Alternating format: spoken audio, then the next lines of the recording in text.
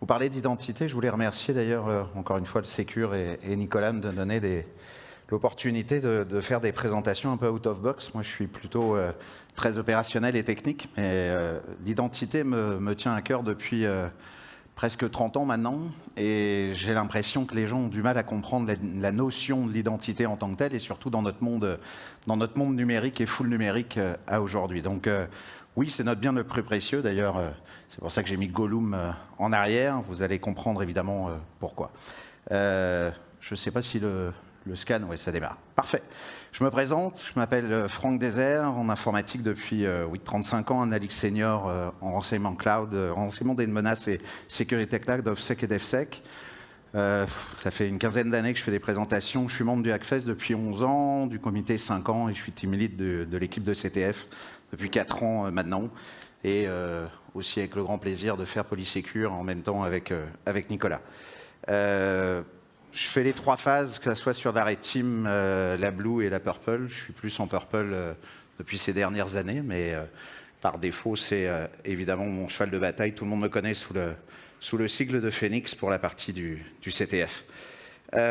Donc sans plus attendre, ceux qui me connaissent, ils savent qu'à chaque fois que je fais une présentation, je démarre toujours par « Il était une fois » et de recomprendre à savoir qu'est-ce que l'identité. Et l'identité physique, parce que la plupart du temps, les gens... dans le numérique, oublient que, je ne sais pas, ils font les choses physiquement, mais dès qu'on passe dans le numérique, on oublie toutes les bonnes pratiques de base. Et souvent, dans toutes les présentations, d'ailleurs, je vais la refaire aujourd'hui, qui a fermé la porte de sa maison ce matin, ou qui n'a pas fermé la porte de sa maison ce matin, et pas sa voiture à clé. Voilà. Donc, s'il vous plaît, mettez pas vos mots de passe derrière les claviers. N'inscrivez pas des mots de passe à 6 ou 8 ou 10 caractères, parce que dans la vie réelle, vous fermez vos véhicules, vous fermez vos maisons, et c'est marrant, dans le système numérique, vous faites tout ce qu'il ne faut pas faire.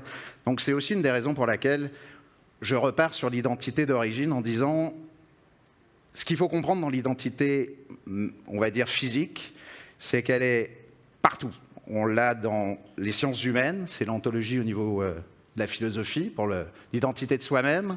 On l'a en politique, c'est on va dire la science et l'identité politique, l'identité nationale, l'identité même sexuelle d'ailleurs, en l'occurrence, ou du genre. Donc on voit qu'on l'a au niveau physique, comme en mathématiques aussi, pour l'identité en algébrique, qui est, je crois, comme l'identité logique.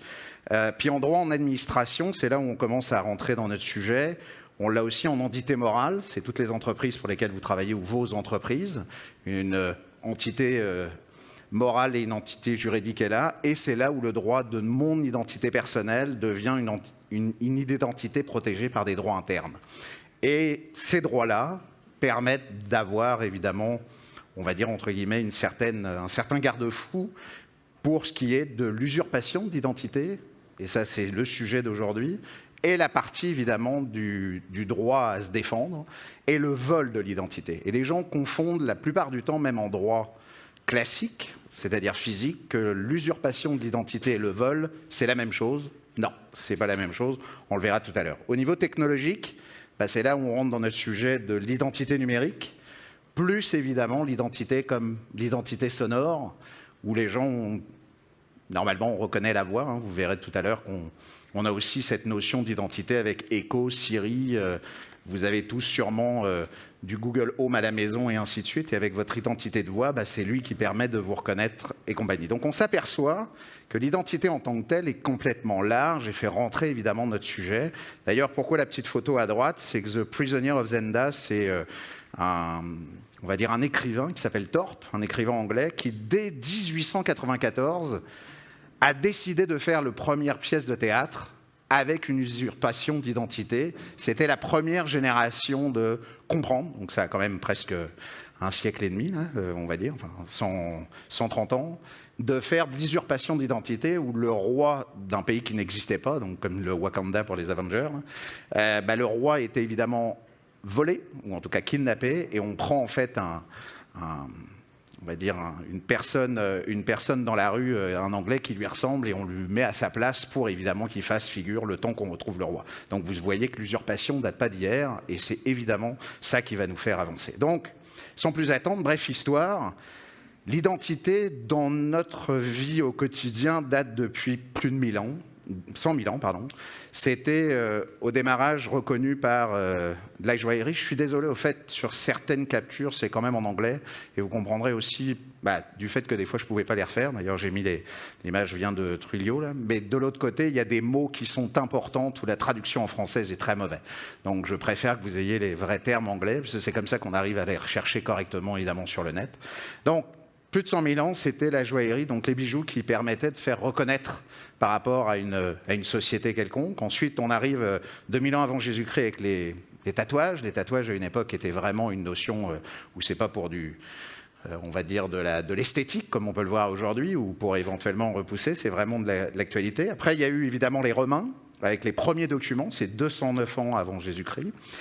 Et on saute directement en 1414, donc, où évidemment King Henry V a commencé à générer le premier passeport.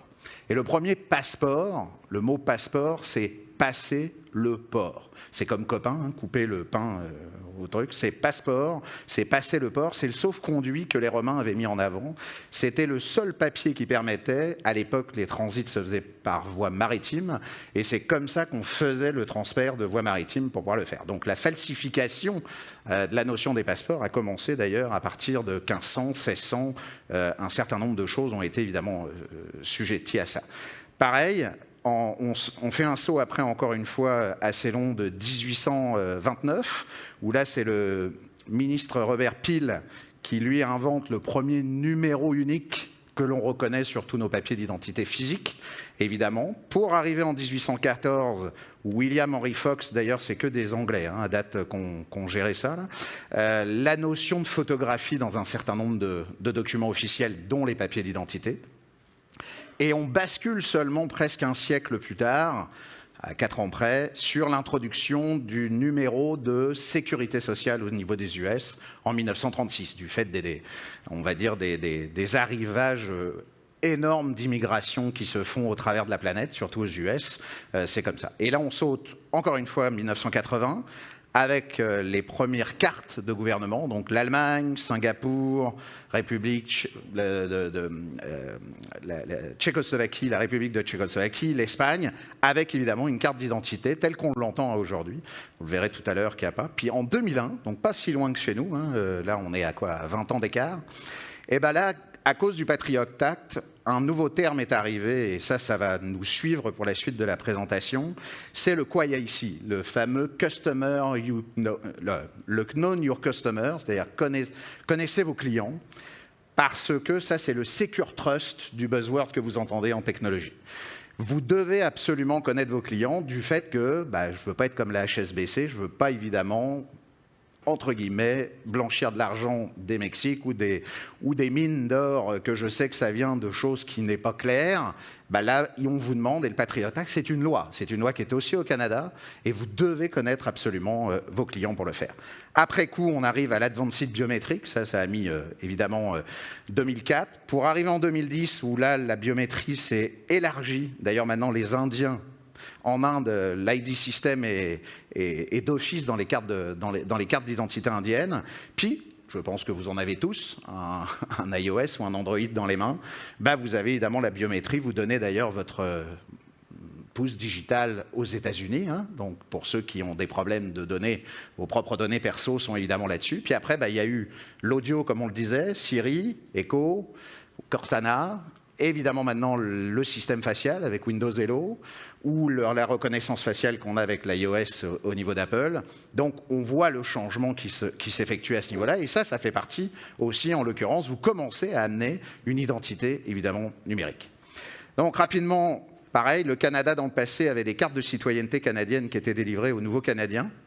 Ça s'entend peut-être à mon accent, mais je suis aussi citoyen canadien, mais je suis français d'origine. Donc effectivement, en 2012, on est arrivé en 2011, on ne l'a même pas eu. En fait, ça s'est défait. Désormais, certains pays, donc tous les pays rouges que vous voyez sont les pays obligatoires à avoir une carte d'identité et que c'est obligé. Et les pays bleus sont évidemment les pays où il n'y a pas d'obligation, mais il peut y en avoir une existante, comme en France par exemple. Tous les autres pays, La plupart du temps, il n'y a pas de carte d'identité nationale. C'est une carte qui est subtilisée à la carte d'identité nationale. C'est-à-dire le permis, pour le Canada ici, c'est le permis, la RAMQ ou le passeport, évidemment.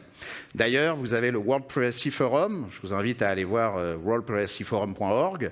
Vous avez une carte totale qui est mise à jour presque en temps réel, mais ça ne change pas non plus tous les 5 minutes, qui permet de montrer les cartes d'identité, les cartes d'identité biométriques et les cartes d'identité vraiment, on va dire, identity card, comme on dit, au travers de la carte d'identité du pays. Alors maintenant, attention aux différences. Là, c'est là où je veux en venir avant qu'on arrive sur le point, c'est en droit et administration, l'usurpation d'identité désigne dans le droit le fait de s'emparer de l'identité de quelqu'un pour un but frauduleux. On est d'accord jusqu'à là, mais c'est là où les gens se perdent. C'est que l'usurpation d'identité débute toujours avec la collecte des victimes, toutes ces informations, carte de crédit, numéro, peu importe, date de naissance évidemment, enfin votre nom est déjà de toute façon important, comme d'ailleurs le nom de votre mère, hein, surtout, ne dites pas trop le nom de votre mère à chaque fois, et ainsi de suite, puisque c'est encore pris, c'est un truc vieux comme il faudrait que ça change, ce genre de choses, enfin bref. Et le mot de passe, évidemment, les ID et compagnie. Mais la victime de l'usurpation d'identité reste vivante et possède la faculté de défendre ses droits. Ça, c'est de l'usurpation d'identité. Quand on est dans du vol, ça suppose un acte criminel connexe. La victime décédée n'est plus en mesure de recouvrer ses droits. Donc, elle est généralement enterrée, l'identité avec quelqu'un d'autre. Donc, tout ça, c'est soit pour effectivement prendre l'aspect de l'identité du décédé, ou soit effectivement de prendre la place de la victime pour évidemment se faire passer autrui. Puis ça, je pense que je n'ai pas besoin de vous faire tout le cinéma qui existe depuis lors. Vous en avez vu des tonnes de films dans ce sujet, mais ça existe vraiment. Et ça, c'est vraiment la différence entre les deux. D'ailleurs, derrière, substitution d'identité et usage d'identité fictive, on le verra tout à l'heure, mais l'identité fictive, c'est de faire croire qu'on arrive à en créer une. On verra que c'est la fameuse synthetic ID.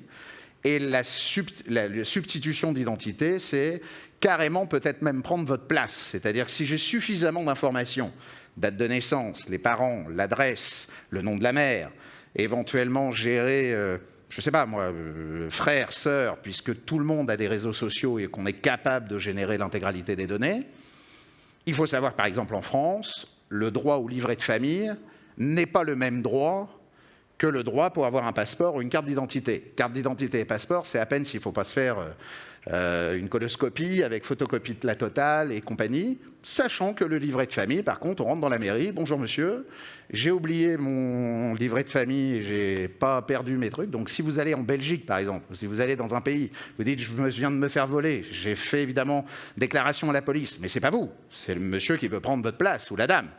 Puis qu'elle arrive dans le consulat de France en disant voilà, oui, bah, je m'appelle un tel, ma mère s'appelle comment, mon père, date de naissance, la totale, on vous redonne un livret de famille. Si on vous redonne un livret de famille, vous passez évidemment la frontière, vous arrivez à une mairie, peu importe laquelle, vous dites voilà mon livret de famille, j'ai perdu ma pièce d'identité, je la voudrais. Vous venez de vous créer une carte d'identité totalement valable et logique, et ça sans aucun hacking ni de problème, juste des failles où on demande à des gens de valider des tonnes de choses sur certains documents et pas sur d'autres, au lieu que ça soit unanime. Et c'est propre dans beaucoup de pays comme celle-ci. C'est là le problème à aujourd'hui, justement, pour l'identité PN, physique ou numérique, à la différence. Évidemment, encore une fois, les États-Unis ne sont pas en reste. Ils ont même déjà tellement trouvé que c'était grammatique pour eux. Et vous allez comprendre pourquoi. Il faut lire juste la petite note en bas. Aux États-Unis, l'identité est considérée comme une propriété privée. Donc, les citoyens peuvent changer de nom en une journée seulement, à condition de mettre à jour leur papier d'identité dans les 48 heures. Donc, dans les 48 heures, j'ai l'intégralité de mes informations, je peux rentrer dans un système de citoyens, c'est une sorte de mairie qu'ils appellent là-bas de trade, qui fait qu'à partir de là, il peut changer. Si je m'appelle John Smith, je vais m'appeler John Doe. Évidemment, je m'entends parler avec les points, mais je peux changer de nom et je peux faire. D'ailleurs, dans la période des subprimes en 2008, il y avait Batman qui a acheté évidemment l'Empire State Building, parce qu'en plus, ils ont été idiots de ne pas prendre des vrais noms. Donc en fait, c'était pas Batman, mais c'était le gars qui faisait Bruce Wayne, le gars, donc la fille qui avait pris les trucs n'avait pas compris qu'il s'appelait Bruce Wayne pour changer de nom. Waouh, au secours. Mais ça, vous pourrez le voir, c'est encore sur Google. Aujourd'hui, j'ai été vérifié pour savoir, donc c'est très drôle. Donc ça veut dire que comme on peut changer de nom, le vol de ressources, l'Identity Safe Resource Center, le fameux ITRC, existe depuis 1999. Et au travers de toute la fraude, ça a été créé à San Diego en Californie, on s'aperçoit qu'ils ont presque plus d'1 million de vols d'identité par an. Par an. Pas tous les 10 ans, par an. Donc, l'affaire physique est aussi importante que l'affaire numérique, si ce n'est, on se dit, si déjà en physique, c'est déjà assez facile de voir qu'on peut changer les choses, comment ça va se passer au monde numérique? Pareil, le Canada n'est pas en reste. Depuis 2-3 ans, le Canada, c'est pensersécurité.ca. D'ailleurs, très bien fait. Des fois, on critique le gouvernement ou quoi que ce soit. Là. Pour le coup, j'ai rien à dire. C'est fait aussi pour les... C'est fait pour monsieur et madame tout le monde. Comme je dis souvent, monsieur et madame Michu. Là. Bah, monsieur et madame Michu, il peut prendre. C'est fait pour les enfants. C'est pour gérer en plus un PDF complet. Comme l'Ontario l'a fait d'ailleurs pour les sextorsions et la notion des gestions. C'est très bien pensé. Et ça montre aussi pas mal de choses au travers, évidemment, de l'identité et de l'identité numérique adéquate. Alors, évidemment... Le problème de l'identité, c'est que les gens confondent, et ça c'est le cercle vertueux, entre vie privée, sécurité versus confidentialité, et ces trois-là, c'est la différence entre l'anonymat. Et ça, il y a un flou total, artistique total entre les gens qui... autant en sécurité que les gens au global, mais même les gens en sécurité, la plupart du temps, s'ils ne le savent pas, c'est grave parce que c'est leur métier. Mais la plupart du temps, ils confondent la différence entre les deux. La sécurité n'est pas la privacy. La sécurité, c'est qu'est-ce que vous allez mettre en place pour sécuriser votre système. Les privacy, c'est le fait de dire qu'est-ce que je prends à mes gens dans mon entreprise ou qu'est-ce que je donne. Les noms, les prénoms, l'adresse, le code, mon NAS pour me payer ou en tout cas mon code bancaire pour évidemment me payer mes salaires et ainsi de suite. Mais ça, c'est privé. Qu'est-ce qui est dans le, je crois, confidentiel? C'est confidentiel, c'est du style... Tout ce qui est une entente confidentielle. Normalement, il y a un contrat. Donc, le contrat de travail, par exemple, c'est privé, mais confidentiel. Pourquoi? Parce que vous avez un NDA dans ce contrat de travail. Donc, c'est là la petite pointe. C'est pas parce que c'est privé, on va le mettre en sécurité, mais c'est pas pour autant que c'est confidentiel. Mais ça peut l'être la plupart du temps, puisque c'est sûr que la frontière est courte. Mais les gens, ce qu'ils comprennent pas, c'est que la notion de confidentialité est une notion de consentement, pour déjà le privé, mais aussi pour le confidentiel, mais d'autorisation. C'est-à-dire que je peux être conscient et consentir que je donne mon adresse, tout mon pédigré complet, ma banque, au RH, mais je ne consente pas que la secrétaire du coin ait accès à mon compte RH. Normalement, c'est la patronne des RH ou le patron des RH qui a accès sur certains niveaux, ou le patron, évidemment, de l'entreprise. Et c'est là où ça commence à devenir, évidemment, conflictuel, ou en tout cas confusion, parce que on pense que dès qu'on livre éventuellement un mail, ou dès qu'on livre éventuellement une adresse, ou dès qu'on livre un point, tout de suite c'est confidentiel. Non, c'est privé, mais pas confidentiel. Et le confidentiel demande un contrat et obligatoirement une entente entre les deux, avec une notion d'autorisation. Pourquoi on parle de airbag dans nos domaines, pourquoi on parle de notion de rôle, ou de at-least privilège, comme a dit mon ami Patrick tout à l'heure, c'est parce que justement, même dans la vie physique, on veut évidemment l'avoir. Et l'anonymat, bien sûr, c'est tout l'inverse de l'autre. C'est pour ça que c'est différent. Quand je veux être anonyme, c'est que je ne veux pas qu'on me retrouve. Donc je veux ni mes affaires privées, je m'en fous de la confidentialité, puisque je suis anonyme, donc soit un avatar ou peu importe. Et la confidentialité, la plupart, si je suis anonyme, c'est que je suis confidentiel. Et ça nous amène à quoi? À évidemment l'identité numérique. Le nouveau terme et le buzzword, c'est l'IDN, pour ID numérique. Donc l'identité numérique, c'est quoi? C'est l'ensemble des informations qu'on retrouve sur vous, sur Internet. On dit aussi que c'est l'image numérique d'une personne sur Internet. L'identité numérique se compose de traces volontaires et involontaires et héritées que nous laissons sur Internet après chaque connexion. D'ailleurs, le terme, il n'est pas vieux, il date de 2005. Le terme numérique apparaît en prolifération sur les réseaux sociaux. L'ID utilisateur est aujourd'hui l'un des mécanismes d'authentification, puis j'y reviendrai après, le plus courant utilisé dans l'ensemble de nos systèmes à faire. Effectivement, quand j'ai mis en place la presse pour mon ami Nicolas, je me suis dit, mais peut-être que l'ID, tout compte fait, c'est quoi l'ID numérique en tant que tel? Est-ce que c'est éventuellement que le login password? Parce que moi, dans mon métier, Red Team, par défaut, c'est quoi? C'est les mots de passe, c'est les clés partagées, c'est les clés de certificat, et c'est le login password qu'on veut avoir. Mais est-ce que c'est vraiment ça l'ID en général? Non.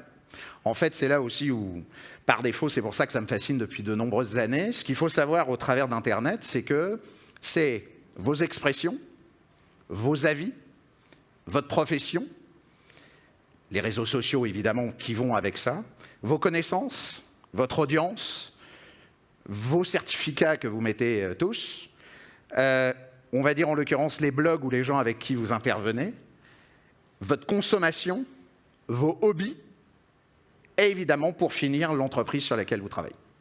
Tout ça, là, c'est votre identité numérique. C'est l'ADN de l'identité numérique. Et ça, il y en a 3 cas d'identité, on va dire de catégories d'identité dans l'identité numérique. Vous avez l'identité déclarative, celle que vous faites tous quand vous ouvrez un formulaire et que vous créez votre profil, ou que vous voulez acheter, peu importe. Donc ça, c'est je note toutes mes informations, peu importe sur quoi. Puis après, vous avez évidemment l'identité, on va dire, agissante. L'identité agissante, c'est qu'est-ce que vous allez faire au moment où vous allez bouger sur Internet. IP de connexion. Ah, trop tard, je sais que tu es sur Vidéotron. Ah, trop tard, je sais que tu es sur Rogers. Ou que quand vous le faites comme agissante au travers d'Amazon. C'est comme ça que d'ailleurs Amazon, la force d'Amazon à aujourd'hui, pourquoi ça tue tout le monde et que c'est devenu un mastodonte, parce qu'il est capable de prédire. La notion de prédiction est déjà la notion de toute cette gestion-là en même temps, de cette identité agissante, qui malheureusement, au travers de cette identité agissante, est souvent, comme on l'a dit tout à l'heure, involontaire. Parce que vous ne pouvez pas spécialement. Est-ce que je peux changer? Oui, je pourrais me connecter ailleurs, je pourrais changer. Ça, on le verra tout à l'heure. Mais effectivement, c'est ça, la agissante. Puis après, vous avez, on va dire, l'identité calculée. Ben, l'identité calculée, c'est quoi?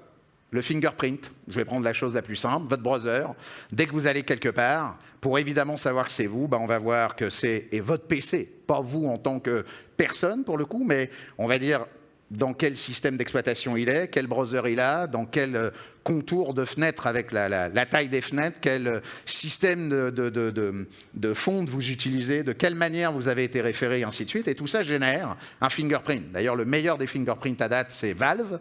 Et Valve, c'est un de ceux qui, s'il y a des joueurs dans la salle, c'est Counter-Strike. C'est eux qui ont manipulé le fingerprint le plus puissant à date. Il faut jusqu'à formater le disque dur pour pas qu'il vous retrouve. Si vous ne faites rien, vous pouvez nettoyer l'intégralité. Vous pourriez même remettre Google, Chrome, je veux dire, ou même Firefox, peu importe les browsers, ils savent que c'est vous et ils savent que c'est la machine. Donc c'est pour ça que la notion d'identité n'est pas qu'une notion d'identité de login password. Alors évidemment, il y a son revers. Ça génère quoi, ça? Ben, ça génère pas spécialement un problème de sécurité en tant que tel de « je vais liquer quelque chose », c'est que ça va générer un problème de e-réputation. La fameuse e-réputation, c'est l'image numérique que renvoie une personne dans Internet, physique ou morale, ou une marque. On le voit. Et là, la guerre, malheureusement, puis je vais en passer rapidement parce que je pense qu'on est tous tannés là-dessus, mais on l'a vu avec Auchan, le Roi Merlin, si je prends que des marques évidemment françaises, mais il y a eu d'autres marques derrière comme Coca-Cola ou McDo. Dès qu'ils n'ont pas été évidemment exempts de partir de Russie, l'e-réputation immédiate, c'est boycott complète et avec tout ce que ça comporte dans les réseaux sociaux. Quand un gros du web a décidé de s'attaquer à un tout petit revendeur du jouet sur Paris, automatiquement, les réseaux sociaux s'en sont emparés, l'e-réputation à gérer. Mais ça marche aussi pour, malheureusement, les personnes, parce qu'on parle des personnes. Moi, aujourd'hui, les institutions, je ne dirais pas que je m'en fous un peu, mais ils ont les moyens de se défendre ou les moyens de prendre les gens adéquats. Mais quand je prends l'e-réputation d'un de nos enfants, le problème des attaques qu'ils peuvent avoir dans les réseaux sociaux, la notion évidemment de problématique des gens qui font que ben, comment ça se fait que tu m'as mis en photo dans le spa qu'on a été à l'autre bout, là, je t'ai pas demandé l'autorisation. Puis ça génère un like, pas un like et compagnie. C'est là où ça commence à devenir débile parce qu'on se dit mais est-ce que j'ai les moyens de le protéger? J'ai pas de Facebook moi. Mais l'autre, ils m'ont mis 3 fois dans les photos de son compte d'à côté et me voilà déjà notifié comme c'est. C'est ça le problème de l'e-réputation. Et ça, au travers de la e-notoriété, comme on dit, bah on découvre des éléments qui fait que c'est là où la justice, pour ça que je dis pourquoi, c'est là où l'e-réputation qui se construit à partir d'un flot incessant d'informations échappe à notre contrôle. Et c'est là où entre est-ce que c'est ma vie privée, le droit de confidentialité, le droit à l'oubli, comme on le dit, on le verra tout à l'heure, bah comme il dit en bas, hein, dans un monde hyper connecté, l'e-réputation, en quelque sorte, c'est le bouche à oreille, mais à 1000 voix. C'est-à-dire que quand quelqu'un demain décide de faire mal à quelqu'un, à partir de là, il a tous les moyens du monde et on a tous donné. Parce que souvent aussi, je repose une question à chaque fois à mes presses, qui n'a pas de réseaux sociaux dans la salle? Voilà. C'est bien, moi j'en ai pas. Mais le fait est, c'est que c'est ça le problème. C'est qu'on l'amène évidemment à ça. Donc comme on l'amène à ça, on se fait autant mal soi-même, mais on ne peut pas être on va dire entre guillemets, dire je suis spectateur, mais c'est les autres qui devraient contourner le problème que moi je viens de générer. Et ça, c'est mon identité totale numérique, totale de reconnaissance. Je vous rappelle qu'Obama s'est fait capturer son compte en 2017 par un petit jeune de 17 ans, tout simplement en allant récupérer du social engineering de tout ce qu'il a fait depuis lors, pendant 6 mois. Et il a trouvé son mot de passe Twitter. Donc ça, le revers de la médaille, c'est quoi? J'adore. C'est ma no-see-dive. Allez voir la saison 3, épisode 1 de Black Mirror.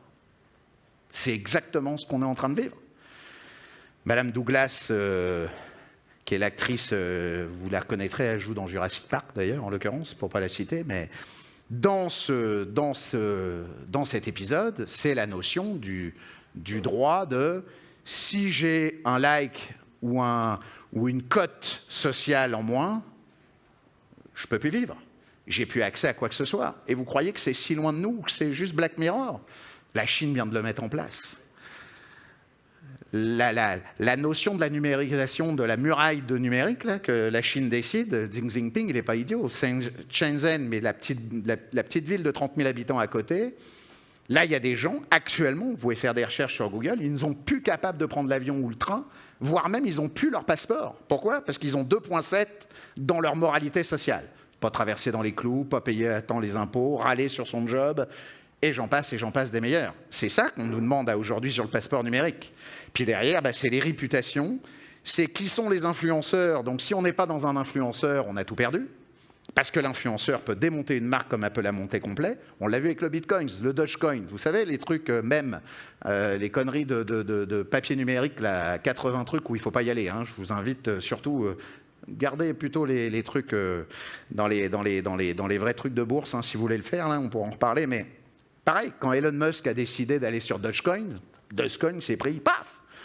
Puis d'un seul coup, il y en a un autre, tout compte fait, je vais en revendre un petit peu moins, paf, ça redescend directement. Tout ça selon éventuellement quoi? Qu'on croit que c'est éventuellement pour nous faire plaisir. Non. L'identité, c'est encore une fois, l'influenceur fait qu'on influence un point, mais s'il influence sur quelqu'un ou sur une marque ou sur une entreprise, vous imaginez.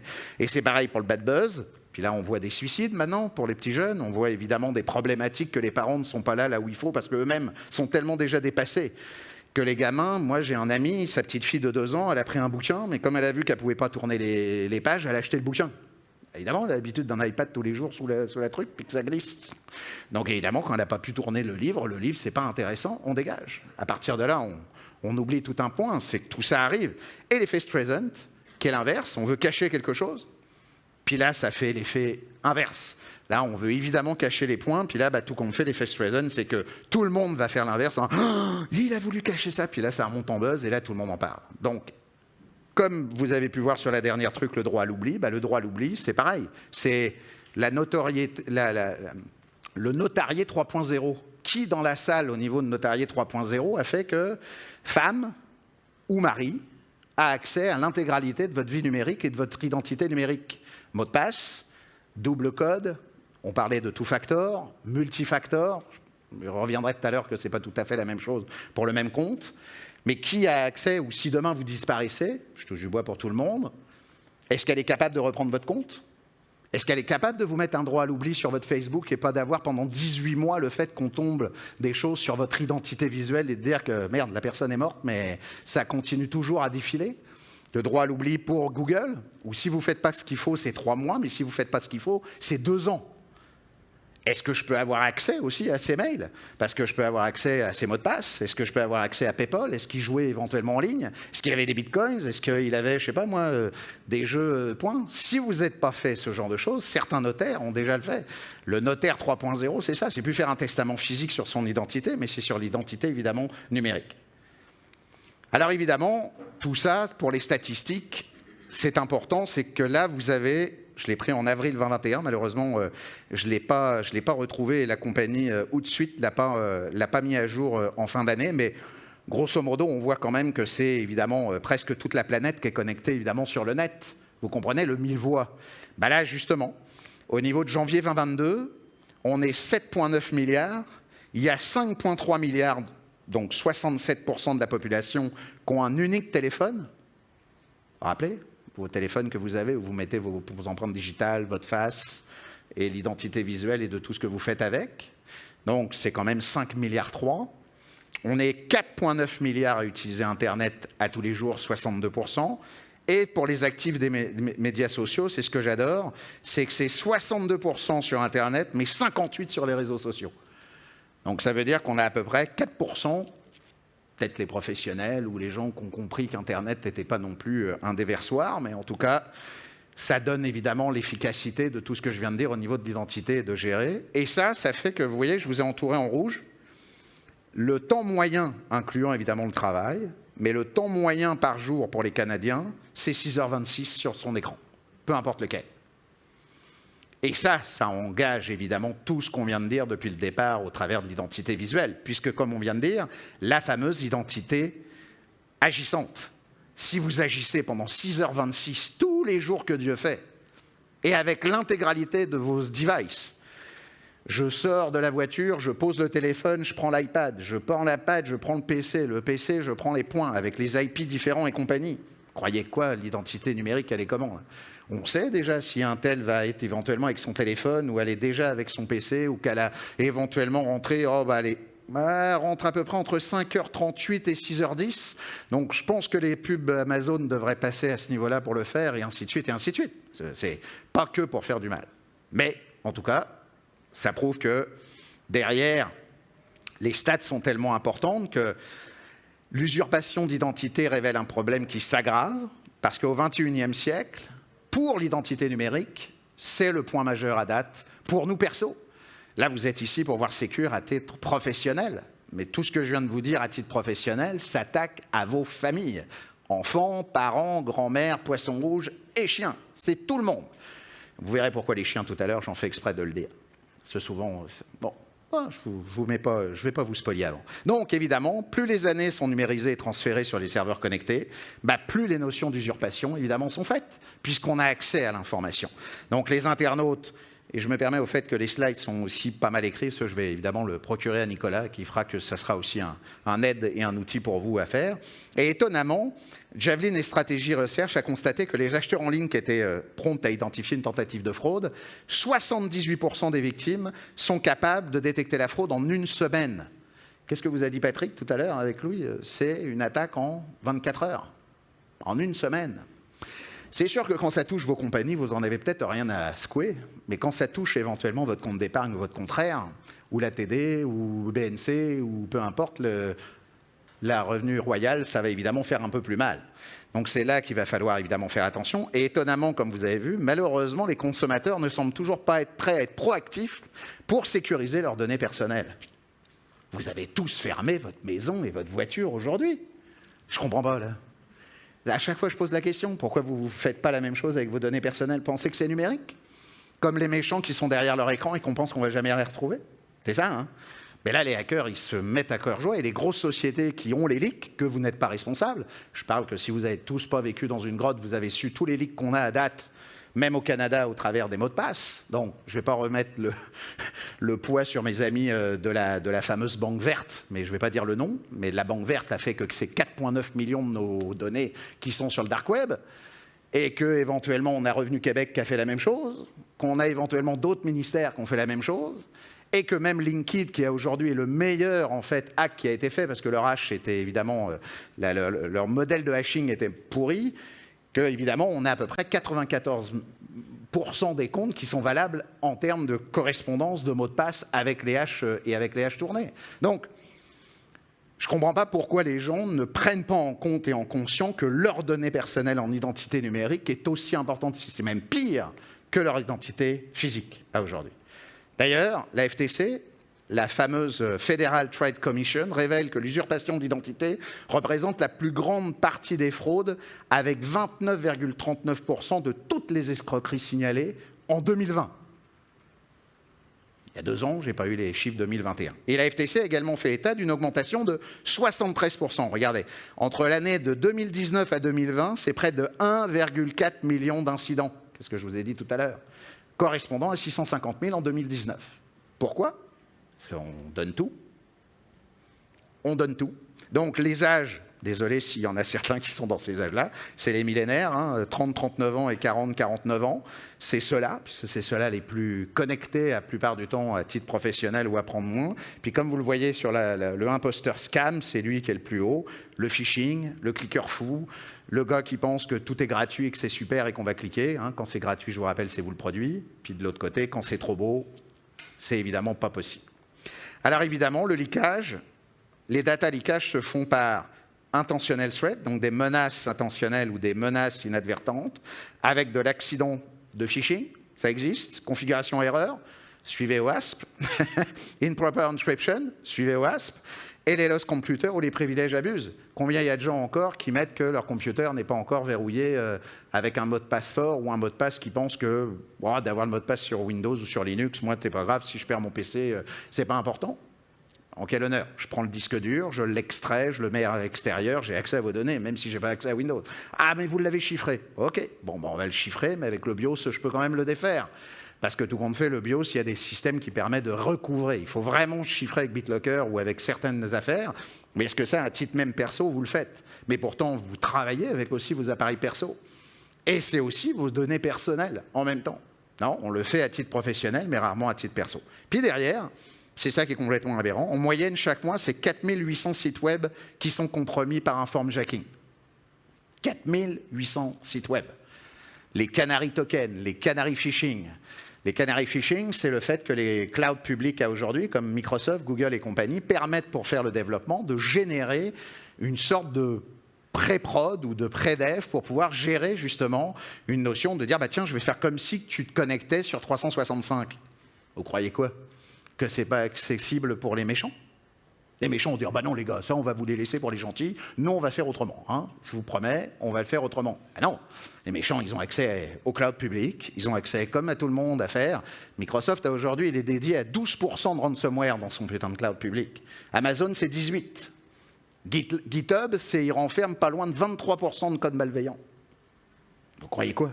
Que les méchants ne les utilisent pas? Ils font que ça. On leur offre la possibilité. C'est 750$ pour faire un compte sur Amazon. On vous l'offre pour une année. Si j'en fais 10, ça fait combien? 7500. Mais si j'en fais 100, bah, je viens d'avoir 70 000$ de possible. Pourquoi je le changeais? Puisque je peux changer d'IP, de nom, de façon de faire. C'est juste des identités virtuelles. Royaume-Uni, l'usurpation d'identité a atteint un niveau épidémique. C'est 3 millions de personnes. C'est la moitié... Non, excusez-moi. C'est 3 millions de personnes par mois.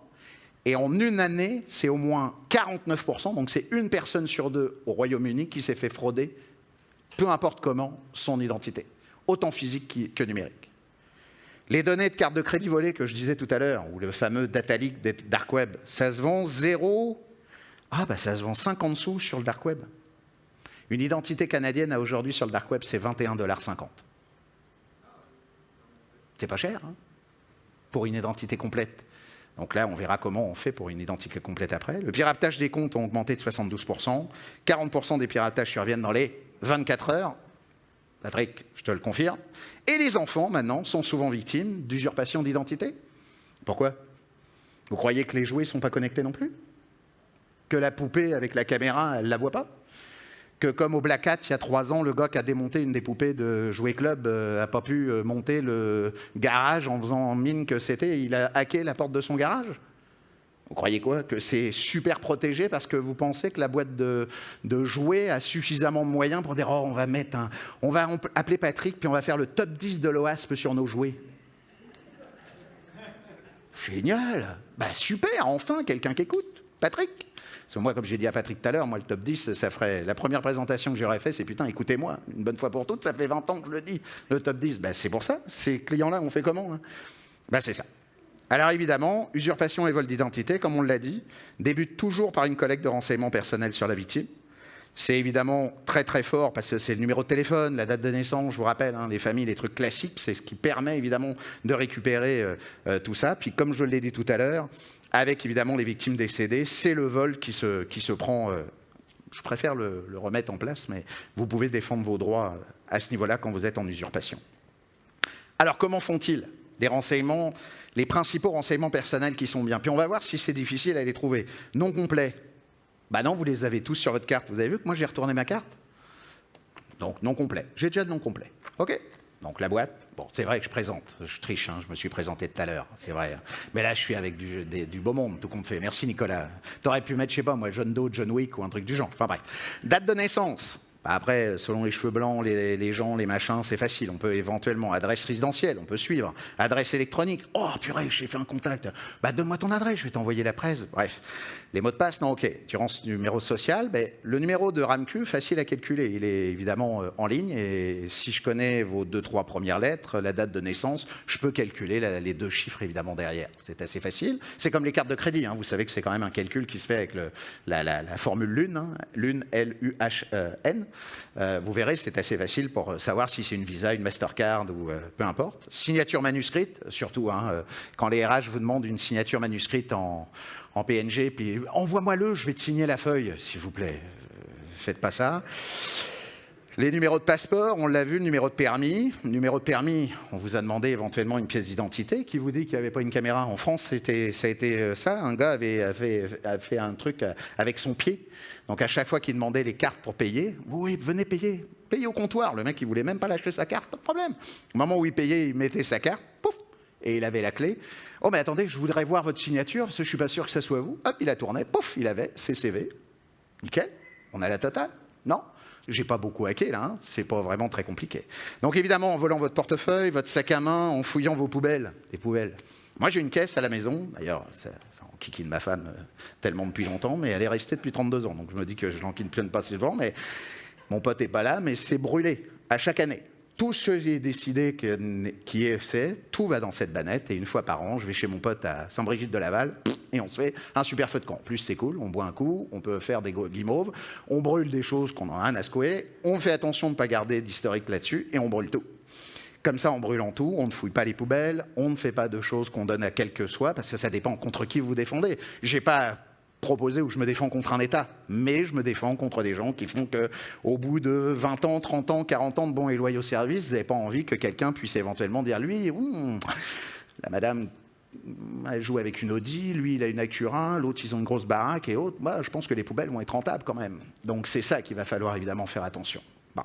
Évidemment, en se faisant passer pour votre créancier, après il y a tous les phishing, en vous incitant à évidemment vous donner accès à vos appareils électriques ou en trafiquant pour les guichets automatiques. Je vous rappelle que, comme je le disais, on le verra tout à l'heure pour la partie faciale, Ofido, qui est une des grosses boîtes les plus connues aujourd'hui dans la notion numérique et faciale, on s'en va à faire du Mission Impossible. J'adore. Vous connaissez MI2, là, avec Ethan Hunt?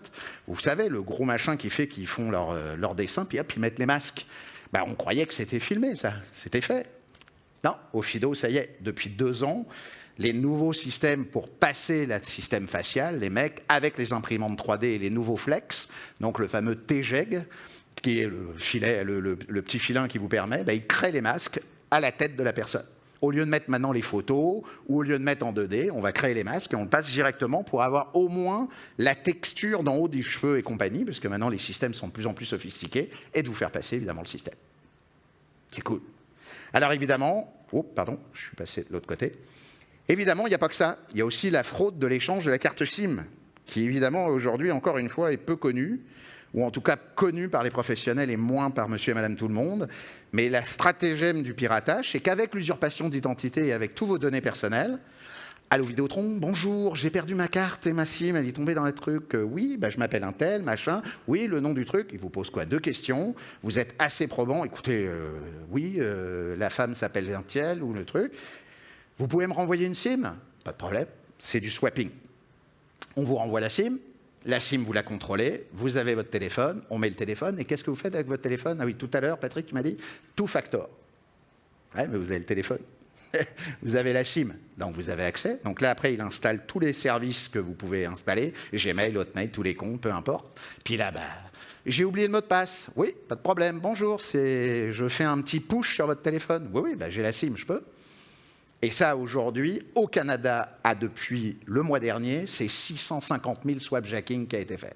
D'ailleurs, le CRTC, ou l'ancien nom du CRTC, je ne sais plus comment il s'appelle ici, là, mais désormais, les Vidéotrons, les Rogers et tous ceux, je vous rassure, ont mis en place un certain nombre de choses. Maintenant, vous devez, avec les nouveaux cartes SIM, donner un code PIN et un code de vérification pour changer, évidemment, la carte SIM. Heureusement, mais on est en 2022. Ça aurait dû se faire déjà depuis belle lurette. Je vais accélérer. À partir de là, il y a aussi le SIM-jacker. Allez voir aussi le SIM-jacker, puisqu'après, évidemment, en trouvant vos renseignements personnels, en communiquant avec le fournisseur, en faisant évidemment associer la nouvelle carte SIM au numéro du cellulaire et en téléchargeant l'intégralité de toutes vos applications qui sont faites. À partir de là, ils ont la main. Ce que vous voyez à côté, c'est le SIM-jacker. Le SIM-jacker est une autre technique encore. Et là, vous avez simjacker.org avec en plus toutes les explications de comment faire.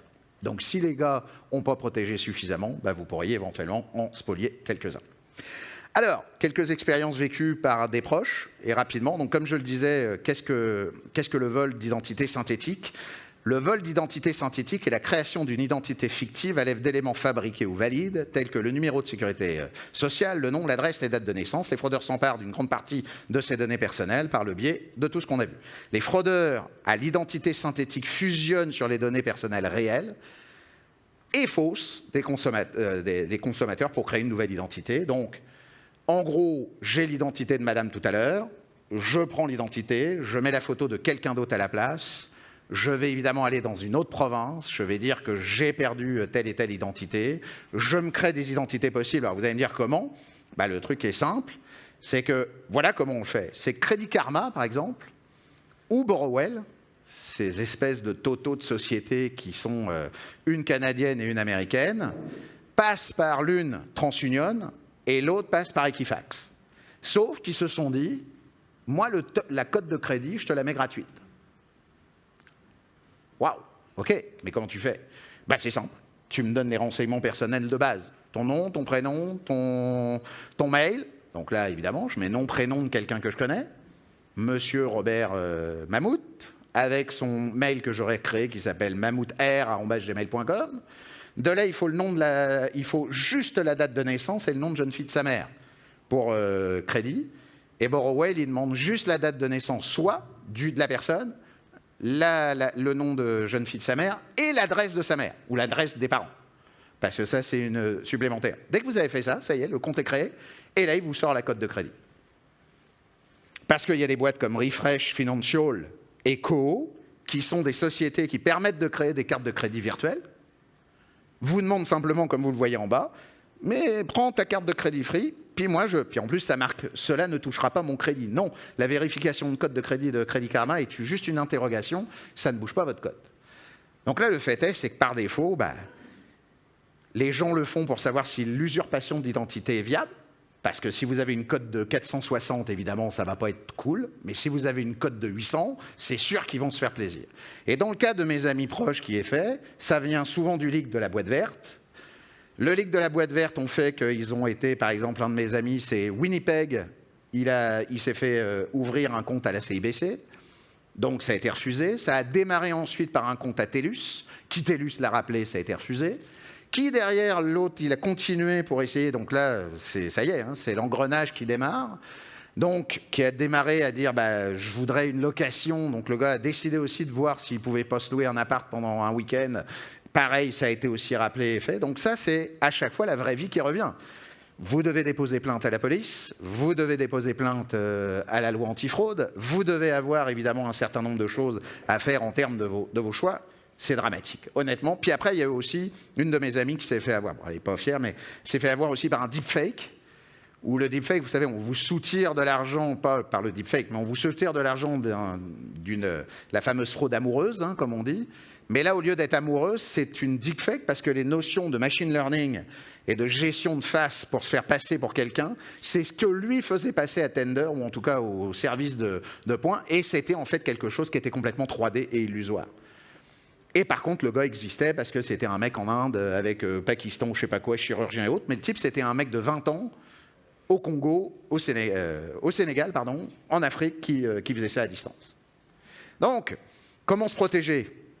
Et très rapidement, je vois qu'il est 7 minutes 50, donc soyez vigilants et ne donnez pas de renseignements personnels, s'il vous plaît, à condition de connaître la personne ou l'organisation. Des choses claires, comme vous avez fermé votre porte de maison ou votre porte de voiture. Je suis avec ma banque, j'ai pas de problème, j'ai pas le choix, il faut bien que je deal avec ma banque, ok. Mais n'importe qui d'autre, je deal avec ma pharmacie ou avec mon médecin. Mais n'importe qui vous demande des données qui va au-delà des données classiques, même d'un mail, vous devez vous poser la question, pourquoi je te le donnerais ? Tu as besoin de quoi? Un copain, un truc? Oui, mais une organisation. Donc faites attention. Évidemment, les paramètres de confidentialité, toujours à télécharger, normalement, il faudrait les lire, mais je suis d'accord, moi le premier, on ne les lit pas. Mais donc, vérifiez que si vous n'avez pas besoin d'application, enlevez-la. Le trash numérique à aujourd'hui est énorme. Combien il y a de gens qui ont des applications dans leur téléphone, puis que derrière... Vous savez que sur Android, vous avez un truc qui vous dit depuis combien de temps vous avez joué sur des applications X ou Y. Et quand vous savez, quand on dit qu'on déménage puis qu'au bout de 6 mois, vous n'avez pas ouvert le carton, c'est que tout ce qu'il y a dedans, vous n'en avez pas besoin. C'est pareil pour le téléphone. Hein. Si l'application, ça fait 8 mois que vous ne l'avez pas ouverte, désactivez-la. Nettoyez vos accès. Parce que le password reuse, si vous ne vous rappelez pas que vous êtes inscrit à Kijiji il y a 2 ans puis que vous n'avez jamais réutilisé, si le mot de passe est pourri, les gens vont évidemment le récupérer. C'est toujours le même débat. Pareil, optez pour l'authentification à 2 facteurs. Et quand je dis 2 facteurs, c'est vraiment 2 facteurs pour un compte. Le multifacteur pour le même compte est possible. Soit vous le faites avec du SMS, soit avec un jeton, donc une clé ou peu importe. Mais le tout facteur pour chaque compte est primordial, même si ça peut se bidouiller comme le SIM swapping. Mais quand même, le two-factor, c'est compliqué à faire. Puis en plus, si vous permettez d'avoir du multifacteur sur le même compte avec une clé comme un YubiKey ou quoi que ce soit, c'est beaucoup plus facile parce que vous dites que c'est lui qui prend la main et non pas le téléphone. Puis passez par de l'application et non pas par le téléphone SMS. Parce que le SIM swapping, le SMS, vous venez d'être fait. Que si c'est l'application vous demande un mot de passe pour y retourner. Donc la personne ne peut pas y retourner. Désactivez la fonction de géolocalisation, s'il vous plaît, quand vous n'en avez pas besoin, à part si vous roulez et que vous êtes vraiment perdu. Protégez vos données et utilisez les sites sécurisés, évidemment, et le Wi-Fi public. On est conscient de Wi-Fi public, je sais, vous êtes tous pris, c'est tous cool de faire du Wi-Fi et autres, mais faites pas votre banque à l'aéroport, faites encore pas votre banque dans le sécure, et soit passez par votre téléphone avec un hotspot, ou faites autre chose avec le WISP, là, avec les petits routeurs de protocole de transfert, au moins vous ségréguez le réseau que vous avez à l'interne. Alors évidemment, assurez-vous de réaliser vos transactions sur les sites légaux, déconnectez-vous à votre poste. Il vous l'a dit, Patrick, déconnectez-vous, supprimez vos caches, supprimez vos cookies, n'enregistrez jamais de mot de passe. Jamais, jamais. Dès qu'un site vous demande d'enregistrer le mot de passe, vous oubliez ça. C'est pas possible. Oui, c'est la fainéantise, mais le problème, c'est que ça génère que si le malware est dedans ou si dans la partie publique, l'extension est dans votre Chrome, vous êtes déjà connecté. Déjà, on dit que les sessions peuvent rester pendant 4, 5 heures, 6 heures, selon que c'est mal. Vous aurez de toute façon une action qui est faite. Pourquoi les banques se déconnectent rapidement? C'est pour cette raison. Utilisez quand même quelques logiciels quand même de sécurité. Windows Defender, si vous êtes dedans, est très bon. Si vous avez la chance d'avoir du E5 parce que vous êtes dans une entreprise pro, faites-le aussi. Puis après, votre Wi-Fi, tout le monde dit 12 caractères, non, 16. Puis alors des fois, on me dit, mais 16 caractères, Franck, comment tu veux que je m'en souvienne? Vous aviez tous des mots de passe à 8 caractères. Mettez un dièse entre les deux, puis assemblez les deux. Vous allez le trouver, mais ça fait 16. Même 19, même 17. Comme ça, au moins, vous avez 17, puis vous les tournez, puis vous en avez 3, 4, puis comme ça, vous n'avez même pas besoin de password manager. Parce que ça aussi, password manager, tout le monde m'en parle comme Saint Graal. J'ai pas une boîte de password manager qui appartient pas aux États-Unis. Il y a une boîte comme, pas First Password, mais d'autres. Borrowen aussi, les gens administrateurs de Borrowen, il y a des gens qui ont été vérifiés qui c'était. Il y en a un, il ne me plaît pas de trop. Puis d'autres, s'ils augmentent leur version en disant pour tes accès à ton profil, maintenant c'est $20 de plus par an. Vous faites quoi? Alors s'il vous plaît, mettez des cadres de mots de passe en disant ces mots de passe-là, c'est Revenu Québec, c'est mon arc, c'est ma banque. Puis ça, c'est 22, puis j'ai plusieurs mots de passe que je m'enregistre, puis je tourne. Puis après, derrière, vous avez d'autres mots de passe un peu toujours de grand, mais avec évidemment un autre avatar ou un autre mail pour pouvoir le faire. Mais votre password manager, plus vous allez le changer, plus il va falloir le maintenir, puis il va falloir le maintenir sur votre cellulaire. Qu'est-ce que je viens de dire? Si on fait un swapping, ça fait quoi? Imaginez, vous avez First Password sur le cellulaire, pouf, il a fait swapping, j'ai oublié mon mot de passe principal. Bouge pas, attends, je te fais un two-factor. Oui, mais je l'ai. Puis là, vous avez accès à l'intégralité de tous les mots de passe de tout le monde. Vous avez beau mettre tous les mots de passe génériques du monde, ça ne sert pas plus à grand-chose. Alors évidemment, numérisation des NIP, attention, les cartes NAS, le NAS, c'est gouvernement fédéral et à des fins d'emploi et accéder aux prestations. Il reste chez vous dans un putain de truc. Ça ne sert plus. N'importe qui vous le montre, même la banque n'est même plus autorisée de le faire. Les relevés officiels, déchirés, brûlés, faites éventuellement des trucs guimauves à chaque année, hein, ou un password day avec votre famille. Vous savez, avec votre famille, au fait, chérie, t'as fait quoi comme password aujourd'hui? Oh, ben, j'ai écrit des trucs. Ou les enfants, je suis sur Steam, je suis sur machin, je suis sur un tel, puis j'ai autant de passwords. Ça aussi, c'est une identité évidemment numérique. Courriel, texto, je vous en parle même pas. Puis vous avez aussi le 7726 spam, enfin qui veut dire spam. Si vous avez des spams, puis maintenant dans Android, vous avez Aria, qui est aussi un nouveau service qui vous montre évidemment si le courriel est pourri. Quand le SMS passe, il vous dit « anti-pourriel », tout de suite. Pourquoi l'empêcher? C'est built-in dans votre abonnement. Donc, faites-le. Comment se protéger pour l'e-réputation? Là, vous n'avez pas le choix. C'est le botte de foin.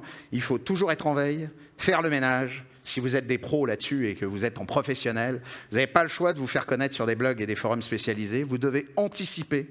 Vous devez sourire, vous êtes sur le web. C'est comme pour, évidemment, sourire, vous êtes filmé. Et soyez présent dans les réseaux sociaux et distinguez votre vie pro et votre vie perso. Votre vie perso et votre vie perso. Personne n'a besoin de savoir comment s'appelle votre épouse ou votre mari. Encore moins si vous avez 3 enfants, 2 enfants, des filles, des jeunes filles, une grand-mère et quoi que ce soit. Le méchant va prendre par là. Moi, je ne vais pas vous attaquer, vous, en tant que truc. Je vais attaquer, évidemment, la grand-mère qui ne va pas se protéger. Ou éventuellement la fille. Parce que la fille aura été sur Instagram, Pinterest, géolocalisée avec Foursquare et compagnie. C'est ça, l'identité numérique. Aujourd'hui, c'est comme ça qu'ils vous récupèrent. Donc, évidemment, ça fait un peu feuille de foin. Mais pour la cible, pareil, établissez avec votre fournisseur. Puis si j'espère vous l'avoir dit, que tout le monde appelle son fournisseur de NIP aujourd'hui, j'aimerais, là, vous considérez, bonjour, vous avez la protection de la carte SIM avec le code NIP? Si c'est non, vous changez de provider. Bon, bonjour, au revoir, monsieur, à bientôt, parce que vous êtes en sweep swapping possible. Pareil, je ne veux pas faire de pub, mais Vidéotron, Rogers le fait. Hein. Après les autres, je ne sais pas. Mais ne publiez aucune information personnelle sur les réseaux sociaux, ne cliquez sur aucun lien. Ça peut-être paraît débile tout ça, mais en tout cas, c'est tellement longtemps qu'on le fait. Nicolas me regarde avec des yeux de chien battu. Ben oui, je sais, je suis obligé de faire, mais bon, ça, il faut faire. Puis après, c'est de savoir si vous avez été déjà pawné. Il y a des sites qui vous permettent. I have been pwned. Patrick en parlait tout à l'heure de dire qu'il y a des sites qui le font. Il y a People, Otherchurch, Hunter.io. Vous allez sur hunter.io, prenez votre boîte, vous dites nanana@maboîte.ca. Oh, il y a 15 mails qui tournent. Non mais attends, tu rigoles ou quoi? Ou I've been pwning. Tiens, I've been pwning, il prend tous les leaks du monde. C'est 8 milliards de leaks à tel sur la planète. Il est même sponsorisé par nos amis Microsoft et c'est un gars en Australie cool. C'est Troy Hunt, vous pouvez avoir confiance. Là, vous mettez votre mail et vous regardez toutes les bases de données sur lesquelles vous êtes fait leaker. Vos mails perso, vos mails pro, les mails avatars que vous avez et compagnie. Comme ça, ça vous permet de le savoir. Parce que les méchants passent par là. Ils se disent, attends, il m'a donné son mail, je vais aller dans LeakSecure, qui est, russe, je suis d'accord, mais c'est le seul qui l'aide, le leaking source, là. Mais le I've been pwning, ou je vais aller dans People, ou après, je vais aller dans un portail, puis je vais aller récupérer les infos. Évidemment, vous avez Belgicat. Pour ceux qui ne connaissent pas Belgicat, c'est le monsieur qui, en Angleterre, en 2014, est tombé il a eu raison d'ailleurs de tomber en manque de boulot. Il a décidé de monter son système d'investigation réseau social et aujourd'hui c'est le plus grand investigateur social avec plus de 600 collaborateurs au travers de la planète. Belgicat, c'est le même Huffington Post, peu importe, tous les newspapers de la planète se posent sur lui. Par rapport à justement tout ce qui est en guerre, Bachar el-Assad, la Syrie, la Russie, bref. Et eux, ils ont inventé et ils ont mis en place un Belgicat Online Investigation Toolkit qui fait que tout ce que je viens de vous dire pour tous les sujets, website, Discord, Facebook, Twitch, les réseaux, les shipmaps et compagnie, vous donne l'inverse pour aller voir comment vous trouvez à ça. Et là, c'est bit.ly, BCA Tools. Puis l'autre, c'est s'il vous plaît, privacytools.io. C'est un des gars en Suisse qui est vraiment, et que je suis depuis de nombreuses années. Il vous le met par catégorie. Vous pouvez choisir les meilleures catégories pour pouvoir le faire. Évidemment, pour se protéger dans la vraie vie, pour aucune fraude, n'oubliez pas, et moi c'est une fois par année, il faudrait demander une copie de votre dossier de crédit auprès de TransUnion ou d'Equifax. Si vous faites partie de la fameuse boîte verte, vous devez avoir accès, comme moi, à la gratuité jusqu'en 2026, évidemment. Mais depuis, j'ai fermé mon compte, mais comme ça, je garde la gratuité. Je peux aller jusqu'en 2026 à Equifax. Faites Equifax ou TransUnion, ça vous permet d'avoir quand même les 30 000 $ d'économie, d'assurance. Ça vous permet d'avoir quand même une notion de savoir qu'est-ce qui se passe sur votre compte et qui demande quoi. Et on pourrait être surpris de qui demande quoi et comment. d'ailleurs en l'occurrence. Vous avez Experian, TransUnion ou Equifax qui le fait. J'ai pas pu tester, mais il y a des systèmes aussi qui sont payants. Malheureusement pour ma part, c'est quand même des systèmes. Bon, vous allez me dire le reste est aussi américain, mais les autres sont des systèmes américains comme Aura qui est le premier, Identity Guard, LifeLock de Symantec, Identity Force et ID Watchdog qui utilisent aussi et que vous pouvez avoir évidemment des abonnements pour éventuellement faire une sorte de recherche, on va dire, non dynamique, mais plutôt passif au travers évidemment de votre identité, mais même bancaire et compagnie. Donc, n'oubliez pas de communiquer rapidement avec votre institution financière. C'est le premier réflexe à faire quand vous avez un doute de fraude, de signaler l'incident au service de police. Vous n'avez pas le choix, il faut porter plainte, il faut avoir un résultat de plainte de toute façon. C'est comme ça passé avec mes amis, ils étaient obligés. Au travers d'Equifax, ils sont un petit peu plus là, comme ils ont été sous... ils ont enlevé la dame qui faisait de la musique en CIO, là, donc évidemment en ciseaux, là, donc ils se sont mis au goût du jour à essayer de rectifier vite les choses, donc ils sont quand même assez rapides maintenant pour trouver point. Et n'oubliez pas de signaliser aussi l'incident au centre antifraude, évidemment antifraude-centre antifraude là-dessus, puis je vous invite vraiment à faire qu'une fois par année. Alors évidemment, voilà l'ADN numérique, hein, que je vous avais dit, expression, publication, profession, coordonnées, avis, réputation, consommation, hobbies, connaissances, avatar, audience, c'est ça votre ADN de l'IDN, si vous voulez pas être comme Gollum, à avoir, voilà, mon précieux et il nous l'a volé. Donc évidemment, faites attention et tout ça, évidemment, à les noms des systèmes qu'on a et des choses qu'on fait, même un certificat. Quand vous avez des certificats, évidemment, ils sont utilisés de la même manière. Donc je vous invite à aller voir Belgicat et à regarder comment vous pouvez, évidemment, regarder, vous, votre traçabilité numérique et de gérer, évidemment, la traçabilité numérique. Et en dernier lieu, évidemment, et ça c'est important, vos passwords. OASP l'a dit tout à l'heure et c'était le système de 4. Vous voyez, jusqu'à 11 et jusqu'à jusqu'à 10, pardon, et lower et uppercase letter, c'est 1 mois pour le craquer en brute force. 1 mois pour le craquer en brute force. Il faut arriver à 12 avec lower et des symboles pour arriver à 34 years là. Donc si vous n'avez pas ça, cherchez pas là, changez votre méthode de faire et cumulez les systèmes de password.